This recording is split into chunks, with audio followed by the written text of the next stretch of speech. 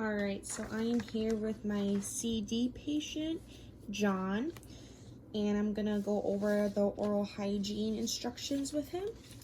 All right, John, so after looking at your plaque control record, I could see that your plaque score was 55%. Now, that's a little higher than I would like it to be. So pretty much that red dye that I put in your mouth sticks to the dental plaque, or what we like to call biofilm in your mouth. And what biofilm is it's that sticky layer that sticks to your teeth, and it contains bacteria. And over time, when you eat certain foods, that bacteria releases acids that can cause damage to your teeth.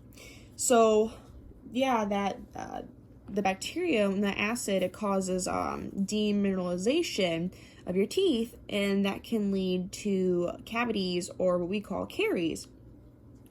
So today I'm going to give you some oral hygiene instructions that would help prevent that. Now, another thing to keep in mind is that bacteria can also cause inflammation to your gum tissue, which is what we like to call gingivitis. So bleeding when brushing or flossing, or like some gum tenderness is some signs of gingivitis. And if that is left untreated, then that can eventually lead to periodontal disease. And periodontal disease can lead to tooth loss. So how periodontal disease works is your tooth sits in what we like to call sulcus, and that bacteria gets down in that sulcus, and it's just our body's natural immune response for the tissue to start to pull away from the tooth. And this can create some pockets and bone loss. And that is how, if the bone loss becomes, what's the word I'm looking for? If those pockets get too deep, then it could lead to the tooth loss. So we want to take all measures that we can to prevent that. So I'm going to start off, I'm looking at your care plan right now. So your perio risk. So you do have some perio risk. You were an ex-tobacco user. You are on multiple medications due to your high blood pressure and your depression. And then your poor plaque control. You are at a high caries risk. And your oral pathology risks include your tobacco using and cheek chewing. So your periodontal diagnosis is severe chronic perio, because when I went in with the probe, I did, there were some, so like a normal pocket depth is 1 to 3 millimeters. You did have some 6, 7, and 8s. And so I'm going to recommend the periodontal therapy to you. And so I did notice you had you had plaque coated tongue. So your tongue is like a different color. It's like white or yellow looking. That's plaque coated tongue. And how that works is your tongue has some papilla on it, and that plaque gets trapped in between those papilla.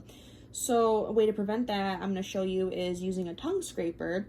And so let's just say this is a tongue scraper. Hang on. Pretend this is a tongue scraper. So you're going to go all the way back, as far back as you can, your tongue, and just gently, start, you can pull forward and start scraping.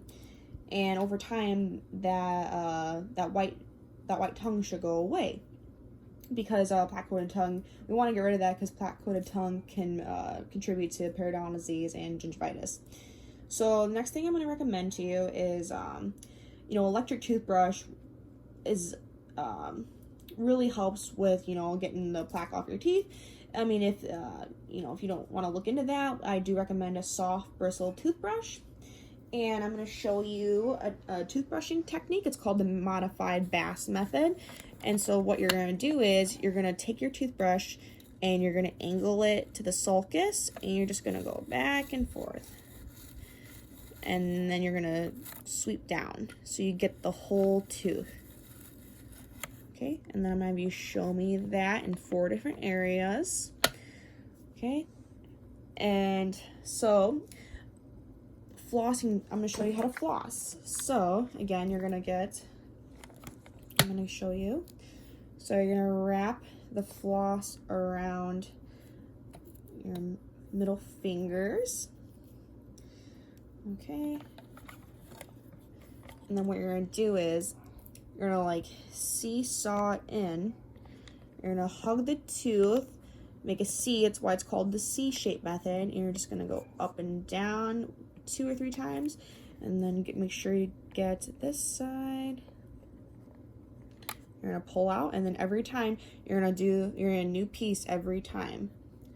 So like that, and go back in. Okay. And then I would like to recommend, since you do have the deeper pockets, there is an option. It's called the water pick. And what that does is it gets down into the sulcus. It's able to flush all that out, because sometimes flossing, you can't always get down in those deeper pockets. So then I'm also going to recommend a fluoride toothpaste and fluoride rinse. And I want to make sure that that fluoride rinse is alcohol free, because a mouthwash with alcohol in it can dry out your mouth, which is what we don't want, since you are on multiple medications that already put you at risk for xerostomia. And xerostomia can contribute to caries and periodontal disease. So, and then fluoride is very important, because the areas that are affected by the bacteria that cause the demineralization, that cause the cavities, that fluoride helps remineralize those surfaces. So that's why you really want to use fluoride. And then I'm also going to recommend Biotene. So Biotene is a mouth rinse, since you are at risk for xerostomia, or what we call dry mouth. The Biotene helps kind of helps you produce more saliva. It helps like lubricate your mouth. And yeah, so I'm going to recommend that. We're going to put you on a 3-month recall, just because you do have some bone loss, mobility, and class 1 and 2 furcations.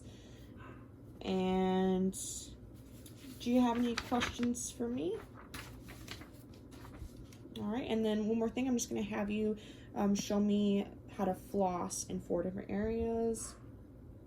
And I think that's it.